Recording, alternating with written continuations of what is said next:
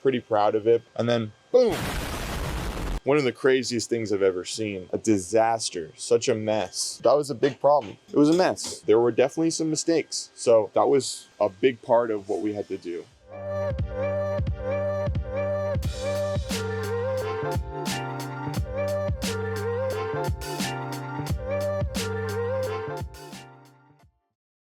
All right, we're back. It is time to talk about the month of August. It was quite a doozy. We had quite a few things going on. The first thing that we did in August was, after all of the underground plumbing and everything was done, we got all of our rebar together and started placing all of that for the first floor, and also forming the edge of the slab for the first floor, which was quite an undertaking because we had to create a platform off the side that basically was just standing in the air in order to work on the side of the first floor, because right at the edge where the caissons are sitting, there's a big grade beam that connects to the rest of the slab. So that was something that we had to logistically figure out how to get in there, how to start putting the rebar down, and then also how to seal off the edge so that when we poured concrete, it didn't fall over the side. My first floor, it was really important that I had all of the underground plumbing in. That's everything you need for your toilets, your sinks, your venting, everything. You have to think about all of that beforehand. Luckily, I don't have any in-ground electrical. Words are hard today. We didn't have any in-ground electrical, so that was not that bad. All we had to do was the plumbing. That was an interesting part. That took, the better part of a week to get going. Then once the rebar was in, everything was checked by the deputy, the engineer, and the city. We got sign off and we were able to pour our concrete for that floor. So that's not the entire floor, basically about half of the floor. We've got half the bedrooms poured, half the kitchen, none of the living room, but you get the idea. So the rest of that gets poured when we do the pool and the structural deck afterwards. That's after the basement. That's when you have to lift all the walls up in order to have the concrete. It probably took us 2 weeks into August in order to get that going. Like I've said a million times before, one of the most important parts of pouring concrete is making sure that you have everything in the slab. After that, we were good to go. The pour was perfect, worked without a hitch, and that was one of the easiest parts of the whole job that we've had, actually, looking back on it. It was definitely a nice little milestone and accomplishment for us, but yeah, definitely not easy. One of the things that we did mess up on, I don't know if it's a mess up or you can call it that, but we didn't put in the keyways. Or we had put in keyways, but they were, the detail for the keyway was to put it in between the rebar, 2 inches on one side and 4 inches on the other side. And we ended up only putting the keyway on the one side of the rebar, the 4 inches. So the other 2 inches, once our deputy came back to check for the walls that were going up on the slab, he was like, "Hey, you're missing this keyway. Where is it?" We had to go and chip the whole thing open, which was not very fun. And not to mention the keyway that we did put in, we left it in there after we had poured, so it was not easy to get out either. So that is definitely a lesson that I learned from that one, is to, when you put your keyway in, once the concrete sets up after like an hour or two, just take it out. That's like your time to take it out, because it makes it so much easier rather than having to get the chipping hammer and the crowbar and messing the concrete up. And then it just saves a lot of time. It makes it a lot easier. Big thing happened in August. Throughout this whole project, we had been working on the retaining wall up to this point. That was something that we had really needed to get going. We had already poured our footings and our grade beams. Everything was good on that part.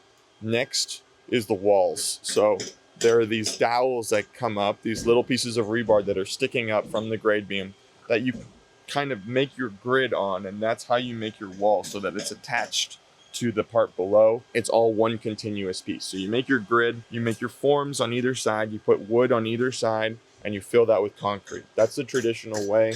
That's how everybody does it. The one particular aspect, the one small change to that I did, is generally you use plywood on both sides to create your form. But what I wanted to do is I wanted to create a nice finish, nice look, this board form finish right here that you see. In order to do that, one side of the wall had to be plywood, but the other side had to be 2x6s, which it definitely made the whole process a lot more difficult and a lot more painstaking. It would have gone a lot faster if we had just used plywood, because you can just slap it up, tie it, done. The 2x6, you have to look at each 2x6 and select each one to make sure that the grain is good, because if you have chips or imperfections in it, it will show up in the concrete very quickly.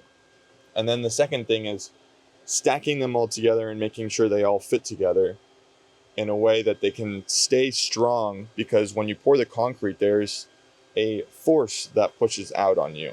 And I will get to that in a second, because we definitely ran into that issue. Look at Chimmy. Hello, Chimmy. Yes. Hello. I'm explaining what's going on, sir. Something else that happened this month was we finished forming the exterior retaining wall. We had all the 2x6 ready. Everything was done. We had our sign-offs and ready to go. When we started pouring, and by the way, keep in mind, this is a special mix concrete that you have to use to get this board form. We use a super plasticizer and a really low slump so that it's extra watery so that it can fill in all the cracks. I can put the mix in if anybody's interested so that they can copy this if you want. But yeah, it is very interesting. It was definitely one of the tougher parts of the job. I am pretty proud of it, but there were definitely some mistakes. So come August, the board form is ready. We're ready to pour. We start the pour. The concrete truck shows up. Everything is going okay. Something that's very important with board form is that you have to make sure that you pour up to a 2-foot level, you vibrate, and then you go to the next level, you vibrate. You don't want to over vibrate, because then you have chances of the aggregate of the big rocks, chunks, to come out to the face of the wall, which is not what you want. You want a smooth finish so that it can get the grains of the wood. It can pick that up. So we started pouring, and all of a sudden the wood started creaking, making these weird noises. We were like, okay, that's interesting. We'll go slower. We'll spread it out a little bit more. And then boom, all of a sudden from the bottom, right over here, the board form exploded and all of the concrete came rushing out. There was about 5-6 yards of concrete that came rushing out, and it was a disaster, such a mess. So we spent a long time cleaning that up. We had to call the trucks off. Whole truck went back. So it was a disaster. It was not good. We didn't get the pour done, and there was a big mess that we had to clean up. A big part of what we had to do. So there was a lot of cleanup, a lot of chipping out the old concrete, figuring out where we went wrong, and realizing that we hadn't braced sufficiently, where the weak points were. We were missing a lot of lower supports, because that's where all the weight gets distributed to. In a concrete pour is, the bottom forms are where all the weight is getting handled, because, it's at the bottom, right? So makes sense. Makes sense now. Didn't make sense when I did it the first time. So that was a big problem. We spent a lot of days, probably a week, cleaning that up, putting the forms back, having to buy new wood, because once you've poured on that 2x6, it's ruined. It was a mess. But then, end of the month, last few days, we did it. We had our big pour on the board form wall, all the way across. Huge accomplishment. Not to say that there weren't problems. So the same thing started again, despite all of our best efforts. The wood started cracking again. And what Danny did was he ended up getting the excavator and pushing the bucket of the excavator against the wall in order to make sure that it stayed in the one weak point that we had, which was like one of the craziest things I've ever seen.